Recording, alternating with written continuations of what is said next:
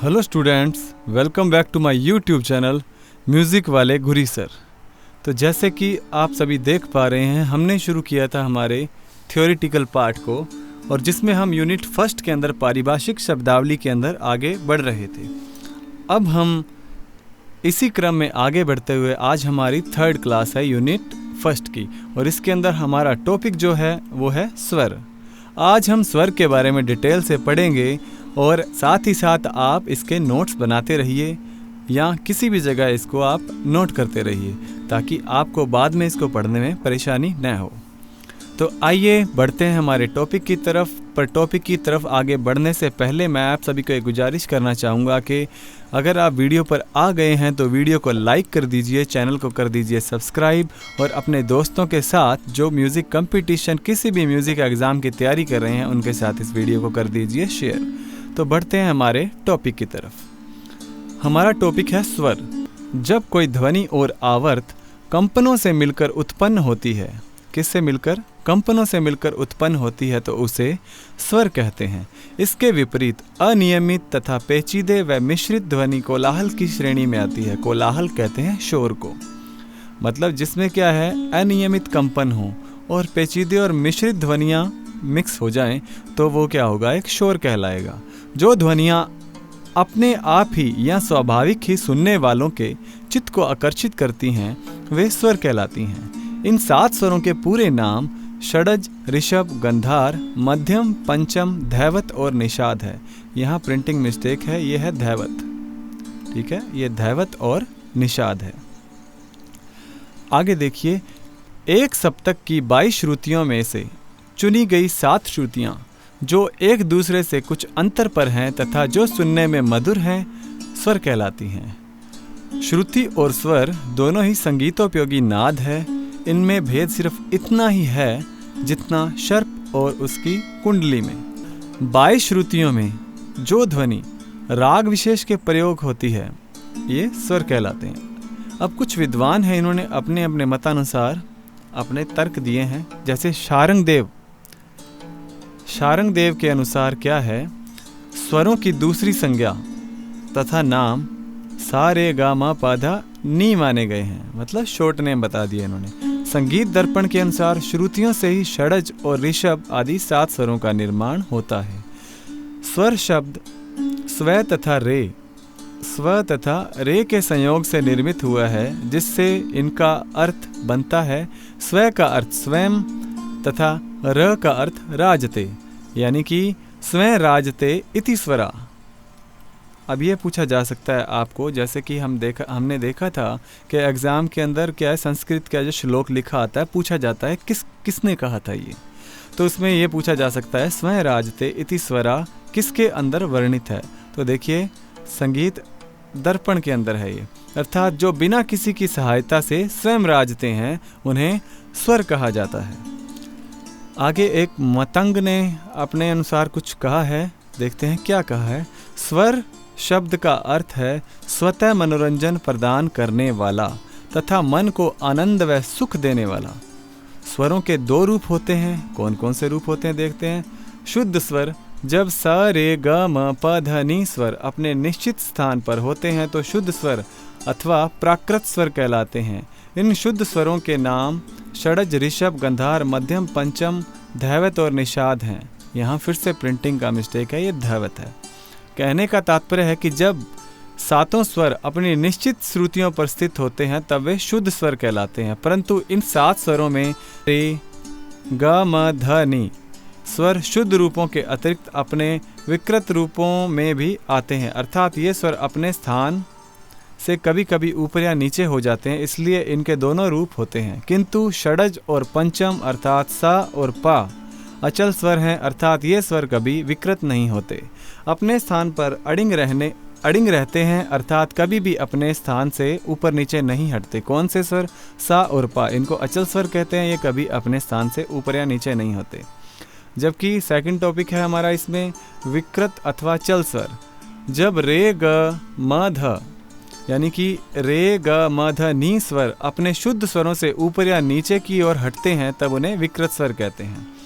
जैसे इसमें भी 2 वो हो गई, श्रेणियाँ हो गई। पहला हो गया कोमल स्वर, जब स्वर अपने नियत स्थान से नीचे हटकर गाए बजाए जाते हैं, मतलब उनकी श्रुतियाँ डाउन हो जाती हैं, वो कोमल स्वर कहलाते हैं। हमारे भारतीय संगीत में रे ग ध नि 4 स्वर हैं जो अपने स्थान से नियत नीचे हट जाते हैं और वो क्या बन जाते हैं, कोमल स्वर बन जाते हैं। इसी तरह पाश्चात्य संगीत में प्रत्येक स्वर कोमल और तीव्र हो सकता है तथा वहाँ कोमल स्वरों को फ्लैट तथा अति कोमल स्वरों को डबल फ्लैट स्वर कहते हैं। दक्षिण भारत संगीत में कोमल स्वर नहीं होते। बड़ी इंपॉर्टेंट लाइन है, पूछा जा सकता है कि कौन सा संगीत है जिसके अंदर कोमल स्वर नहीं होते, तो वो है दक्षिण भारतीय संगीत। वहाँ स्वर की शुद्ध अवस्था ही सबसे नीची होती है, मतलब जो स्वर का शुद्ध रूप है वो सबसे नीचा माना जाता है। उत्तर भारतीय संगीत में भातखंडे स्वर लिपि में कोमल का चिन्ह होता है नीचे पड़ी लकीर, जैसे रे के नीचे ग ध नि, ये देखिए नीचे जो लकीर लगी हुई है वो कोमल का निशान है।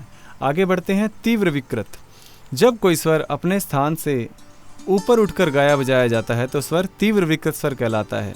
और ये हमारे जो इंडियन म्यूज़िक है, भारतीय संगीत के अंदर सिर्फ म ही ऐसा है जो तीव्र रूप में होता है, वो अपने स्थान से ऊपर उठ जाता है।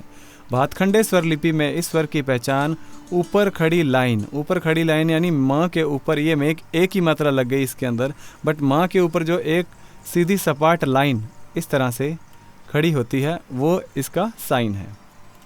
आगे बढ़ते हैं, एक छोटा सा टॉपिक और है, इसे और क्लियर करते हैं हम। वादी, संवादी, अनुवादी तथा विवादी स्वर। सबसे पहले हम वादी स्वर के बारे में पढ़ेंगे। किसी भी राग का सबसे महत्वपूर्ण स्वर कौन सा होता है? वादी स्वर होता है, अर्थात राग के अन्य स्वरों की अपेक्षा जिस स्वर पर अधिक ठहरा जाता है तथा जिस स्वर का राग में बार बार प्रयोग किया जाता है वो कौन सा है? वादी स्वर कहलाता है। देखिए, शास्त्रीय गायन में राग का यह नियम है कि यदि किसी राग का वादी स्वर सप्तक के पूर्वांग यानी सारे गामा पा पहले पूर्व के अंग के अंदर होता है तो उसका गायन समय दिन के पूर्व अंग में यानी कि दिन के 12 बजे से रात 12 बजे तक होगा। और जब राग का वादी स्वर सप्तक के उत्तरांग यानी पीछे का जो पार्ट होता है लास्ट वाला म प ध नि सा में से कोई एक स्वर है तो उसका गायन दिन के उत्तरांग में यानी कि रात के 12 बजे से दिन के 12 बजे तक होगा। इसको थोड़ा सा ध्यान से समझिएगा आप। एक बार फिर से आपके लिए रिपीट कर रहा हूँ मैं इसको। देखिए, अगर किसी राग का वादी स्वर जो है वो पूर्वांग में पाया जाता है, पूर्वांग के अंदर यानी कि सारे गामा प के अंदर पाया जाता है, उसका गायन समय दिन के 12 बजे से रात के 12 बजे तक होगा। और अगर वादी स्वर उत्तरांग में पाया जाता है यानी कि म प ध नि सा में से कोई एक हो तो उसका गायन उत्तरांग दिन के उत्तरांग यानी रात के 12 बजे से दिन के 12 बजे तक होगा। अब देखिए, दूसरा इसका होता है संवादी स्वर। राग का दूसरा महत्वपूर्ण जो स्वर है वो संवादी स्वर है। संवादी स्वर का उपयोग राग में वादी स्वर से कम किंतु अन्य स्वरों की अपेक्षा अधिक होता है, मतलब सबसे ज़्यादा यूज़ होने वाला स्वर है वादी स्वर और उससे कम जो यूज़ होगा वो संवादी स्वर होगा। वादी स्वर को राग का राजा तथा संवादी स्वर को वादी रूपी राजा का मंत्री कहा जाता है, क्योंकि संवादी स्वर को वादी स्वर का परम सहायक माना जाता है। वादी स्वर से अटूट संबंध रहता है इसका। वादी और संवादी स्वर में 4 से 5 स्वरों की दूरी होती है। जैसे राग भूपाली के अंदर वादी स्वर ग है तो संवादी स्वर उसका धा है। और देखिए, वादी तथा संवादी स्वरों में षडज मध्यम अथवा षडज पंचम भाव अवश्य रहता है। नेक्स्ट है जो अनुवादी स्वर। अनुवादी स्वर में क्या है कि वादी संवादी के अतिरिक्त राग में जो भी अन्य स्वर प्रयोग किए जाते हैं उन्हें अनुवादी स्वर कहते हैं। और विवादी स्वर ऐसा स्वर जिससे राग का स्वरूप बिगड़े उस स्वर को विवादी स्वर कहा जाता है। कोई भी एक विवादी स्वर दूसरे राग का वादी, संवादी अथवा अनुवादी स्वर हो सकता है। वादी स्वर को राग का शत्रु भी कहा जाता है। अब ये थोड़ा सा आपने डेफिनेशन ये जो दिए गए हैं इनके बारे में ये ध्यान में रखना है कि वादी स्वर को कहते हैं राजा, संवादी को कहते हैं मंत्री और विवादी को कहते हैं राग का शत्रु।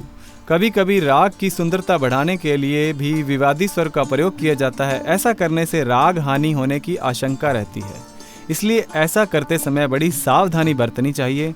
विवादी स्वर का प्रयोग करते समय मुख्य 2 बातों का ध्यान रखना चाहिए। कौन कौन सी 2 बातें? विवादी स्वर का प्रयोग उस समय करना चाहिए जब राग की रंजकता बढ़ानी हो। केवल विवादी स्वर का प्रयोग करने के लिए उपयोग में नहीं लाया जा सकता। ठीक है। इससे क्या होती है, राग की हानि होगी। और अल्प प्रयोग विवादी स्वर को अधिक प्रयोग नहीं किया जाना चाहिए, नहीं तो वह राग का अनुवादी स्वर बन जाएगा। इसलिए विवादी स्वर का अल्प प्रयोग होना चाहिए।